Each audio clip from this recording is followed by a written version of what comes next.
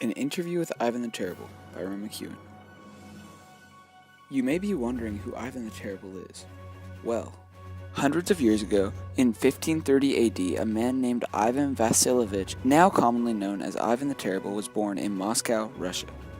Ivan was a Tsar, the first Tsar Russia ever had. A Tsar was a term used for emperors of Russia derived from the Latin word Caesar, up until the title was changed in 1917. He wanted to be called Tsar instead of his father's title, Grand Duke of Moscow, because he wanted to sound very powerful. He also believed his actions came from God. Ivan had a very traumatic childhood. His father died when he was only 3. This left Ivan entitled to the kingdom, however he was very young so he could not rule over Russia until he became of age. This left his mother, Elena Grinskaya, regent until she too passed away 5 years after her husband's death. When Ivan's mother was regent, she jailed or killed many family members because she felt her position of power was threatened by them. It was thought her death was caused by poison, but the reason of her death is still undetermined today. Because of these tragedies and political unrest, Ivan lived his childhood in fear. With his mother and father both dead by the time he was 8, Ivan did not have any parental figures in his life. He was also hungry in certain periods of his childhood. Despite all the threats and dangers he grew up around, he avoided everything and escaped unharmed. He believed that God was saving him. Ivan was often very isolated from other human beings. This gave him time to study the Old Testament, which he used to seek answers. He was inspired by all the powerful rulers, and he learned that he must be as strong as a ruler, but to unite Russia once again he had to be brutal. After all the time Ivan spent alone, he developed sadistic tendency and a love for torture. After the death of his mother, regency was taken up as a task by the rest of the family. Ivan Vasilievich was crowned on January 16, 1547. Right when he was crowned, he started taking small steps to boost his authority and influence. One thing he wanted was a Russian wife.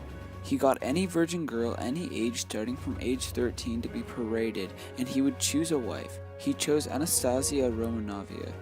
This was his first of 8 wives. This marriage was very happy, and for a short period of time it held Ivan's brutality in check. The previous year, before Ivan the Terrible's coronation, there were many fires causing thousands of people to die and many people to become impoverished. He saw this as a sign that God was saying Russia was being neglected by its ruler, so he told people that they would be protected as long as he was in power. He sought reform in the legal system along with local and national government. He also created a standing army for Russia. Ivan was responsible for a massive expansion in Russian territory. In his conquest to gain territory, he started by conquering the Muslim city called Kazan.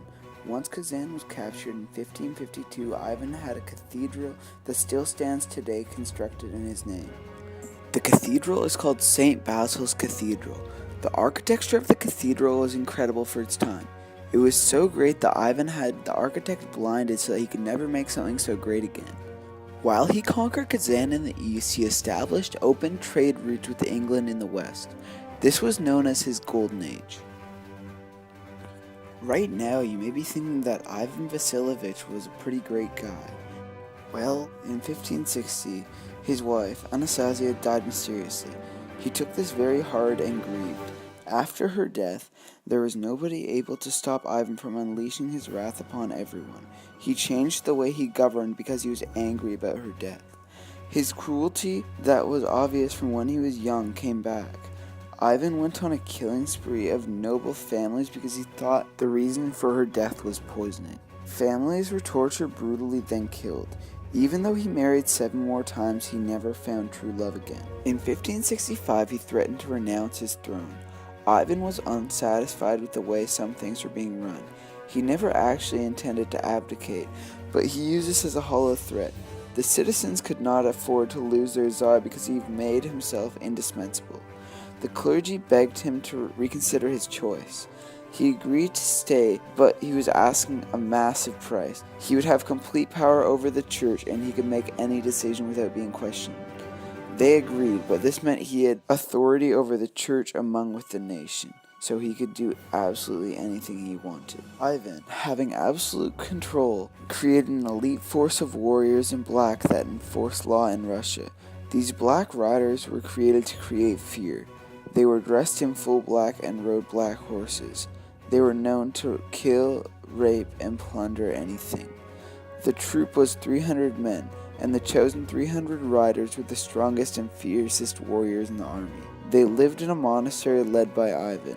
In the basement of the church in the monastery, Ivan reconstructed hell, making this a torture chamber or a dungeon. The punishments in his mind had some justification, but they were also used for his own enjoyment. Every time he left the torture chamber very happy and satisfied. Ivan got his riders to bring him peasant girls that he raped, whipped, and used for target practice. The head of the Orthodox Church came to Ivan begging for mercy for people unfairly accused of rebellion. Ivan heard rumors of rebellion in other cities, so he chose to punish all Russians instead of select groups. In 5 weeks, Ivan and his men tortured an estimated 15,000 people. Ivan the Terrible died at the age of 54 during a game of chess. When he left the world, he left Russia in a state of chaos. There is political and economic ruin. Many people wondered if Russia would survive as a nation.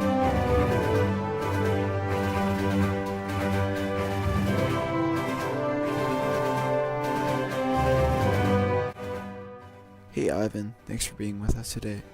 I'm just going to ask you a few questions about your life. Hello, buddy. I know your childhood was hard, but what did you do other than read the Old Testament all the time? When I was very young boy, 8, I used to have animal. I played with them by dropping them from high place in tower. Very fun. I loved torture when I was a kid. Do you feel like losing both your parents impacted how you were in later years? When I lost my parents, I was very, very sad and angry, but I didn't understand when I was younger. I did not have anyone to talk to. I feel like I would have been a happier person, not have had many problems, if my parents were still alive for longer. Because I was raised by relatives who did not care. Maybe I wouldn't be so cruel or angry. What happened to all 15,000 of those people that got tortured when you thought that Russia was planning a rebellion? The victims, they all had different things. Some victims, I boiled them or fried them in pots outside. Yeah, I made every single person confess to what they did before they died. And I did everywhere. And many tortures, they happened in front of my cathedral. It was kind of known that you had chronic back pain. How did you deal with this? My chronic back pain, it was a problem. I needed medicine, so I started taking mercury. But hundreds of years after I died, I learned it was very bad for me. It was actually shortening my life instead of making it longer and better. It wasn't helping at all. The mercury made me lash out in anger more, and it made me more unpredictable. What was your biggest regret? My biggest regret would be I killed my favorite son. I did not mean to. I was very angry. I hit him with my staff and he died. But this was a turning point for me. I realized what I was doing was wrong. For every person I tortured, I sent money to monasteries for them. I had lists drawn up so that their names would be documented. Thanks for your time today.